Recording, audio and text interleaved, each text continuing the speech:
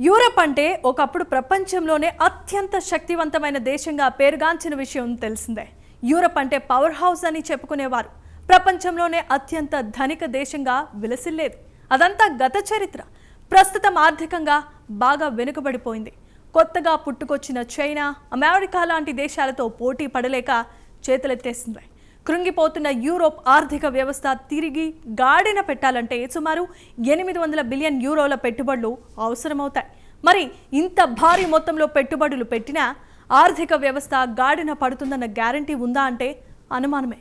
మరి యూరోప్ ఆర్థిక వ్యవస్థపై తాజాగా ఇటలీ మాజీ ప్రధానమంత్రి మారియో డ్రాగి ఓ నివేదిక ఇచ్చారు. ఆ నివేదిక గురించి ప్రత్యేక కథనంలో మరింత సమాచారం తెలుసుకుందాం.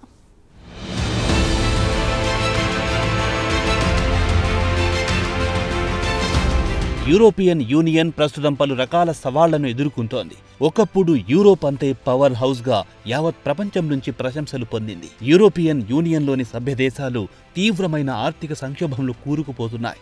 గత కొన్ని దశాబ్దాల నుంచి ఆర్థికంగా బాగా వెనుకబడిపోతోంది. కుంగిపోతున్న ఆర్థిక వ్యవస్థ గల కారణాలేంటి? తిరిగి ఆర్థిక వ్యవస్థను గాడిలో పెట్టడానికి ఎలాంటి చర్యలు తీసుకోవాలని ఇటలీ మాజీ ప్రధాని, యూరోపియన్ సెంట్రల్ బ్యాంక్ మాజీ ప్రెసిడెంట్ మారియో డ్రాగిని ఓ నివేదిక ఇమ్మని కోరింది యూరోపియన్ యూనియన్. ఏడాది కాలం పాటు ఆయన యూరోపియన్ ఆర్థిక వ్యవస్థపై కసరత్తు చేశారు. సోమవారం నాడు నివేదికను యూరోపియన్ యూనియన్ నాయకులకు అందజేశారు. ఈ నివేదికలో యూరోప్ ఆర్థిక వ్యవస్థను తిరిగి గాడిలో పెట్టాలంటే ప్రతి ఏడాది 800 బిలియన్ల యూరోలు ప్రతి ఏడాది పెట్టుబడులు సమకూరిస్తే 5% జీడీపీ వృద్ధిని సాధించవచ్చని అంచనా వేశారు. ఇక్కడ 800 బిలియన్ల యూరోలు అంటే సుమారు 74 లక్షల కోట్ల రూపాయలని చెప్పుకోవచ్చు. లేదంటే 27 దేశాల యూరోపియన్ల ఆర్థిక వ్యవస్థ కుప్పకూలుతుందని హెచ్చరించారు. ప్రస్తుతం EU ఆర్థిక వ్యవస్థ అమెరికాతో పాటు చైనాతో కూడా పోటీ పడలేక చతికిల పడింది.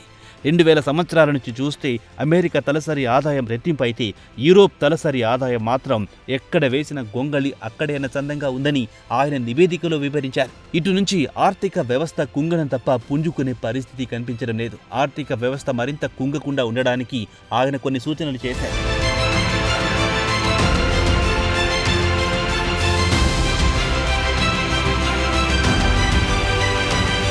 ఇక యూరోప్లో వయసు పైబడ్డ వారి సంఖ్య కూడా క్రమంగా పెరిగిపోతోంది. 2040 నాటికి సుమారు 20 లక్షల మంది జాబ్ మార్కెట్కు దూరమవుతారు. పనిచేసేవారు తక్కువ అవడంతో ఉత్పత్తి తగ్గిపోతుంది. ఇతర దేశాలతో పోటీ పడలేం.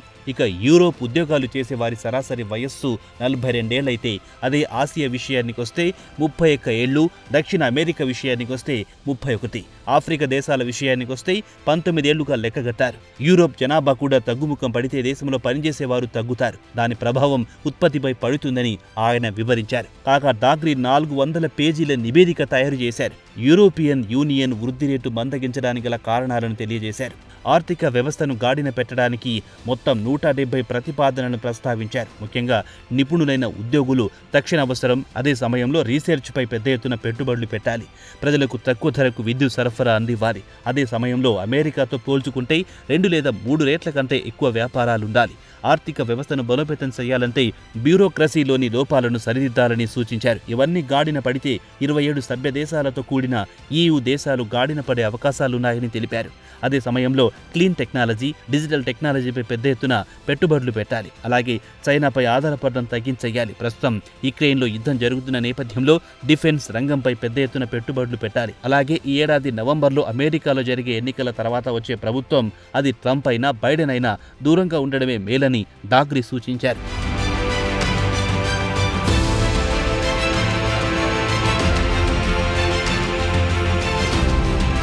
ఇటీవల జరిగిన పరిణామాల గురించి ఓసారి చూస్తే జర్మనీకి చెందిన అతిపెద్ద కార్ల కంపెనీ ఫోక్స్ వ్యాగన్ ప్రస్తుతం మార్కెట్ పోటీని తట్టుకోలేకపోతోంది. చైనా, అమెరికా నుంచి వస్తున్న పోటీకి కార్లు అమ్ముడు పోవడం లేదు. దీంతో కంపెనీ ఉద్యోగులను తగ్గించుకోవడంతో పాటు ప్లాంట్ను మూసివేస్తామని ప్రకటించి యావత్ ప్రపంచానికి షాక్ ఇచ్చింది.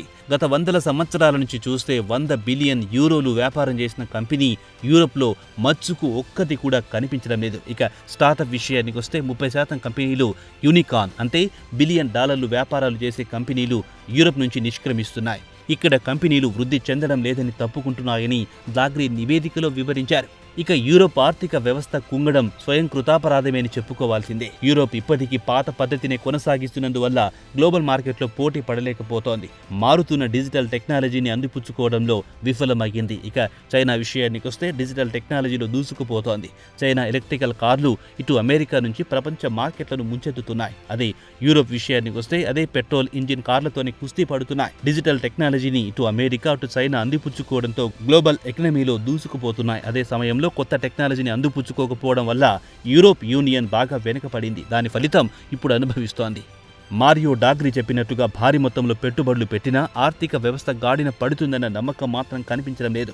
క్రమంగా మరింత సంక్షోభంలో కూరుకుపోయే పరిస్థితి కనిపిస్తోంది. So sad story of European union అని చెప్పుకోవాల్సిందే.